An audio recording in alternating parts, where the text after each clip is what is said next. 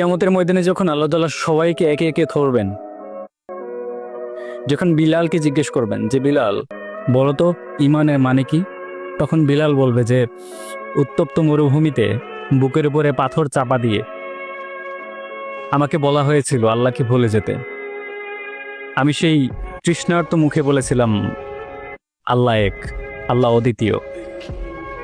যখন খাব্বাবকে জিজ্ঞেস করা হবে যে খাব্বাব বলো দেখি ঈমান কাকে বলে, তখন খাব্বাব রাদিয়াল্লাহু তাআলা আনহু বলবে যে আল্লাহ তাআলাকে ছেড়ে দেওয়ার জন্যে কামারের দোকানের জ্বলন্ত লোহা আমার শরীরে ঠেলে দেওয়া হয়েছিল, তারপরেও আমি আল্লাহকে ভুলে যাই নাই। আমার কাছে মনে হয় ঈমান মানে এইটাই। তো আমাকে আপনাকে যখন জিজ্ঞেস করা হবে আমরা আমাদের নেক আমল কি আসলেই দেখাতে পারবো?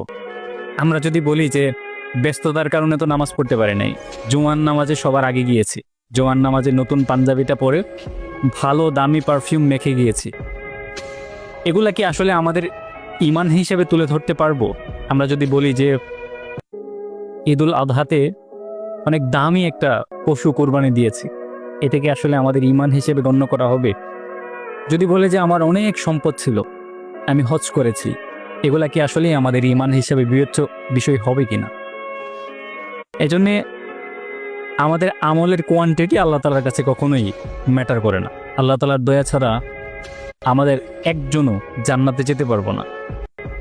কিন্তু আল্লাহ তাআলার কাছে গ্রহণযোগ্য করার মতো এমন কি আমল আপনার কাছে আছে যে আমলটা আল্লাহ তাআলার কাছে তুলে ধরতে পারবেন যে আল্লাহ, পৃথিবীর কেউ জানে না, তুমি জানো আর আমি জানি যে তোমার জন্য আমি এই জিনিসটা করে এনেছি। আমার মনে হয় আমাদের এরকম স্পেশাল একটা আমল থাকা দরকার, যে আমলটা নিয়ে আল্লাহ তাআলার কাছে আমরা দাঁড়াতে পারবো।